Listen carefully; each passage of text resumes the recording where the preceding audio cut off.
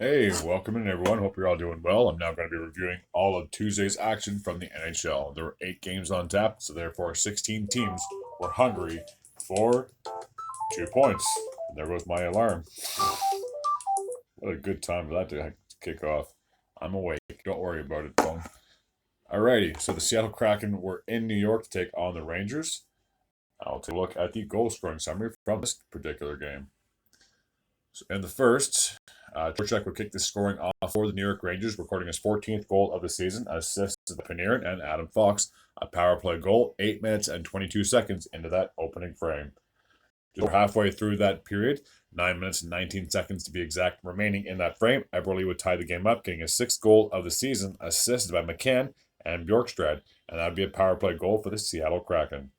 Less than 30 seconds after that, Gustafsson would give the Rangers a 2-1 lead, getting his 4th goal of the season with 8 minutes and 51 seconds remaining in the period. So after 20 minutes of play, it was 2-1 in favor of the Rangers. In the second period was 7 minutes and 28 seconds to go in the period. Blake Wheeler would increase the lead to 3-1, getting his 6th goal of the season from Brodzinski and Schneider. With about 3 minutes remaining in the period, Kako would increase the lead to 4-1, getting his 3rd goal of the season from Zibanejad and Chris Kreider. So after 40 minutes of play, it was 4-1 in favor of New York. In the third period, under 6 minutes to go in the game, 5 minutes and 36 seconds to be exact, McCann would cut the deficit in half to 4-2, getting his 17th goal of the season from Eberle and Schultz. That'd be a power play goal as well. Wheeler would get his 2nd goal of the game with under 3 minutes remaining, 2 minutes and 38 seconds to be exact, getting his 2nd goal of the game, his 7th of the season, assisted by Zibanejad and Adam Fox. So 5-2 would be the final score in favor of the Rangers. With the victory, the Rangers are now sitting at 28-13-2, still atop of that Metropolitan Division, and Seattle have now lost a game for the first time, it seems like forever, 19-16-9. They're currently on the outside of the wild card looking in. But again, that's very crowded on both the East and West when it comes to the wild card positions. So anything can happen. I mean, if they happen to win their next game, they could easily find themselves being back in that position. So not all hope is lost, even though you did lose. All right. The next game takes place in Ottawa, where we have the Senators, and they played host to the Colorado Avalanche. So I'll just pull up those teams' logos on the screen, and we'll take a look at the goal scoring summary from that particular game. It'd be a high scoring affair, to say the least. All right, let's see what we have. So in the first, Batherson would kick things off for the Senators, 9 minutes and 29 seconds into that opening frame, getting a power play goal, his 16th of the season, assisted by Giroux and Chabot. Rantanen would tie the game up less than 30 seconds after that, getting his 23rd of the season from Mikhail Makar and Nathan MacKinnon. So we're all tied up at 1 after 1 period of play. In the second, just a minute and 21 seconds into that frame, Gregg would give the Senators a 2-1 lead, recording his 5th goal of the season from Giroux and Brady Tkachuk. A minute and 6 seconds after that, Poland will get his 1st goal of the season from Olofsson and Malzinski to tie the game up at 2. Gregg would then get his 2nd goal of the game, 7 minutes and 21 seconds into that middle period. His 6th goal of the season from Brady Tkachuk and Sanderson, giving the Senators a 3-2 lead. Speaking of Sanderson, he would find himself getting a goal as well, getting his 6th goal of the season from Giroux and Brady Tkachuk with 8 minutes and 56 seconds to go, giving the Senators a 4-2 lead at that point. With just under 4 minutes to go in the game, 3 minutes and 42 seconds to be exact, Mikko Rantanen would record his 2nd goal of the game, his 24th of the season, assisted by McKinnon and Girard. So after 40 minutes of play, the Senators had a 4-3 lead. In the third period, Miles Wood would tie the game up 4 minutes and 4 seconds into that third, getting his 7th of the season from Logan O'Connor and Devin Tays. Malzinski would give these Avalanche a 5-4 lead with a power play goal. 8 minutes and 14 seconds in that period, his 3rd of the season from Girard and Ryan Johansson. Logan O'Connor would increase the lead to 6-4 with 7 minutes and 36 seconds remaining, getting his 8th goal of the season from Miles Wood and Sam Girard. And then Devin Taves would pretty much ice the game, making it 7-4 at that point, getting his 8th goal of the season with 4 minutes and 44 seconds to go in the game. So the Avalanche would win 7-4. So as I said at the very start of this review, it was a very high scoring affair to say the least. So with the victory, the Avalanche are 29, 13, and 3. They're second in that Central Division. And with the loss, the Senators are 15, 24, and 0. They're currently sitting last in that Atlantic Division. All right. Our next matchup takes place in Washington, where we have the Capitals, and they are playing host to the Anaheim Ducks. So I'll get the team's logos on the screen, and we'll take a look and see who won this game.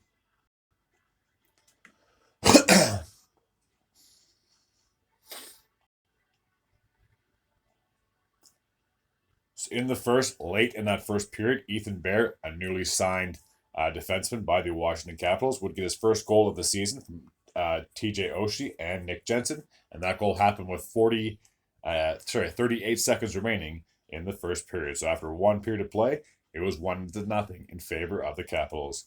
There was no scoring in the second. We have to jump all the way ahead to the third, very late in that third period with just under a minute to go, where Tom Wilson would record his 12th goal of the season from Verhaeghe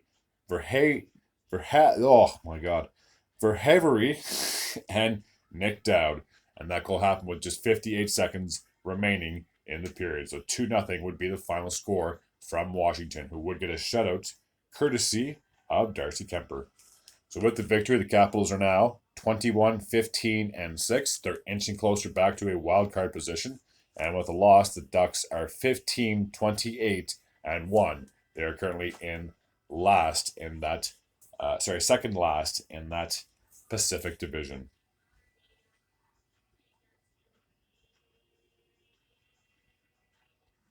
So we'll take a look at the goal scoring summary from the next matchup, which takes place in Dallas, where we have the Stars, and they played host to the Los Angeles Kings.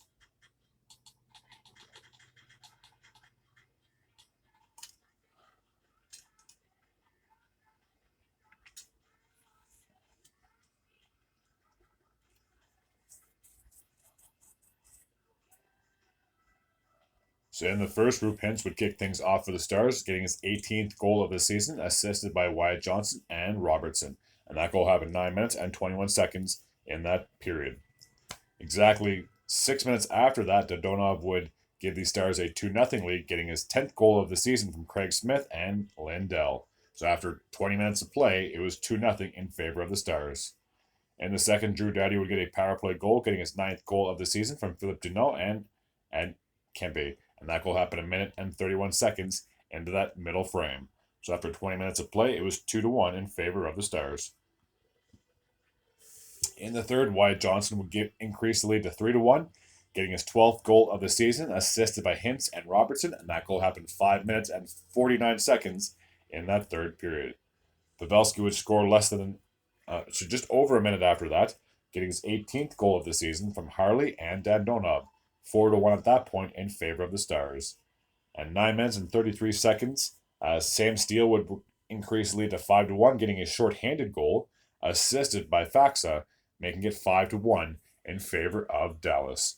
And I kind of screwed up. It's supposed to be Dallas's home and LA was away. So that's my screw up. That's my bad. But anyway, so with that, the Stars are 26, 12, and 5. They're still sitting third in that Central Division. And speaking of third in the division, the Kings are also third in that Pacific Division with a 21, 12, and 8 record. All right, let's take a look at the goal scoring summary between the next matchup, which takes place in Winnipeg, who were the host team. So I'll try not to screw this one up. And they played host to the New York Islanders. All right, let's take a look at this matchup.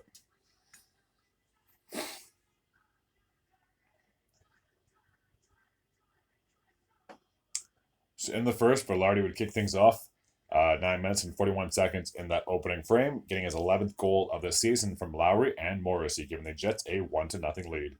With just over 4 minutes to go in the game, 4 minutes and 7 seconds to be exact, Anders Lee would tie the game up, getting his 12th goal of the season from Riley and Aho. So after one period of play, we were all tied up at 1.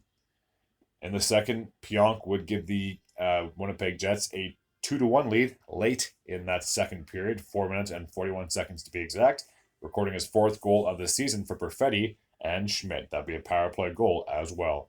With just over 2 minutes to go in the game, Appleton would increase the lead to 3-1, getting his 7th goal of the season from Tanadio and DeMello. So after 40 minutes of play, we had 4 goals scored, but it was 3-1 in favor of the Jets.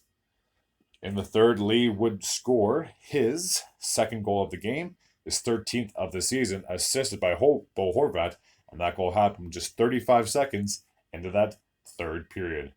Kyle O'Connor would ice the game, getting his 18th goal of the season, empty netter with minutes and 22 seconds to go in the game. So the game would end 4-2 in favor of the red-hot Winnipeg Jets.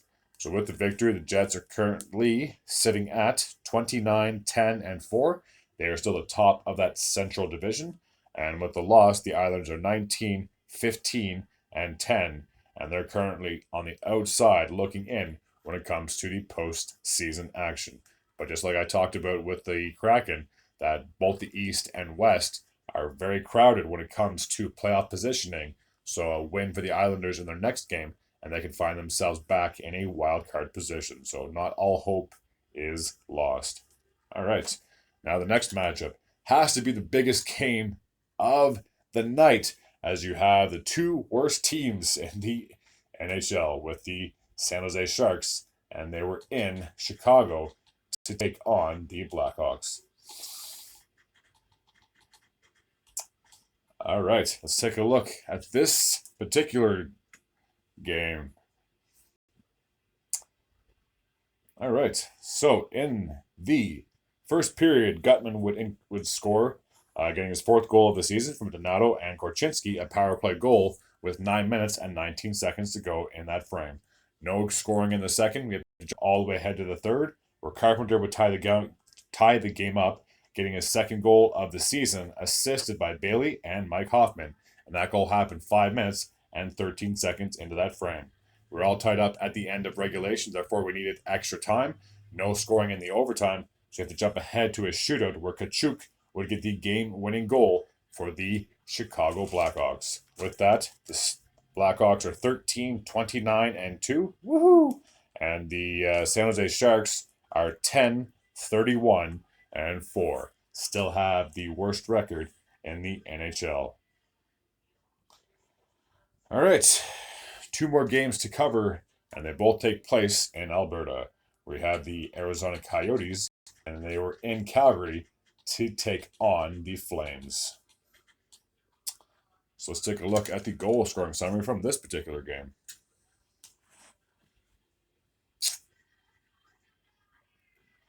So in the second period, there was no scoring in the first.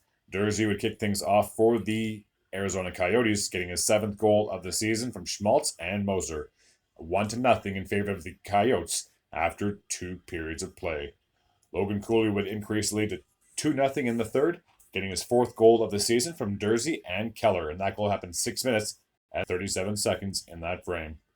Blake Coleman would finally get the Calgary Flames on the board, getting his 20th of the season from Rasmus Andersson, 8 minutes and 54 seconds into that frame, and just a minute and 3 seconds after that, Nazem Kadri would tie the game up, getting his 15th goal of the season, assisted by Pospisil. We needed some extra time in this one, so in the overtime frame, just 17 seconds remaining, so we were that close to heading to a shootout. Sharon Govich would get the game-winning goal, his 18th of the season, assisted by Kadri and Elias Lindholm, a power play goal to note in the overtime period. So, with the victory, the Flames are now currently sitting at 21-18-5, just on the outskirts of the postseason spot for a wildcard position. And the Yotes, also in a similar position to the Flames, are 21-18-3, very similar records, and only separated by 2 points in the standings. All right, the last game from Tuesday night took place in Edmonton, where we had an all-Canadian matchup as the Oilers were playing host to the Toronto Maple Leafs. All right. So in the first, Austin Matthews, big surprise, would get his 34th goal of the season from Marner and Holmberg 27 seconds into that first period. After one period play, it was obviously 1-0 in favor of the Toronto Maple Leafs. In the second, Riley would score, making it 2-0 at that point with 9 minutes and 8 seconds to go in the period. His 7th goal of the season from Matthews and Holmberg. So it's 2-0 in favor of the Toronto Maple Leafs. Leon Draisaitl would cut the deficit in half, getting the Oilers on the board, getting his 21st goal of the season from Bouchard and Matthias Ekholm. And that goal happened with 4 minutes and 19 seconds to go in the frame. So after 40 minutes of play, it was 2-1 in favor of Toronto. Just 2 minutes and 27 seconds into that third, Derek Ryan would tie the game up, getting his 4th goal of the season from McLeod and Janmark. Speaking of McLeod, he would get a very late goal for the Edmonton Oilers, getting his 8th goal of the season from Connor McDavid and Cody Ceci, and that goal happened with 3 minutes and 5 seconds to go in the period. With just about a minute and a half remaining in that third and final period, Evan Bouchard would get a game, not the game-winning goal. Wow, just an empty netter.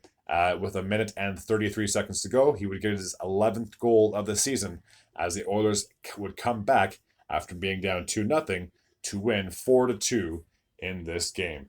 That now is going to be their 11th straight victory, and it's kind of crazy how they started off so poorly and so slowly, and they had so many questions about goaltending and defense and offense, and they had the coaching change, and do they ever look like a complete opposite of, do they ever look completely opposite from what they did back in like October and November, and now we're in January and they're getting red hot and they're looking like a serious contender, in my opinion, as they are now back into a wild card position. So with the victory, the Oilers are now 24-15-1, and with a loss, this now marks the Leafs' 4th straight loss of the season, of this current season, 21-13-8. They are currently sitting 3rd in that Atlantic Division, but it's getting very tight as they're only a point ahead of the Lightning and the Red Wings, respectively. All right. As always, if you're new to this channel and you like this type of content, please feel free to hit the sub button. I'd be very grateful and I'd be very appreciative. And as always, take care.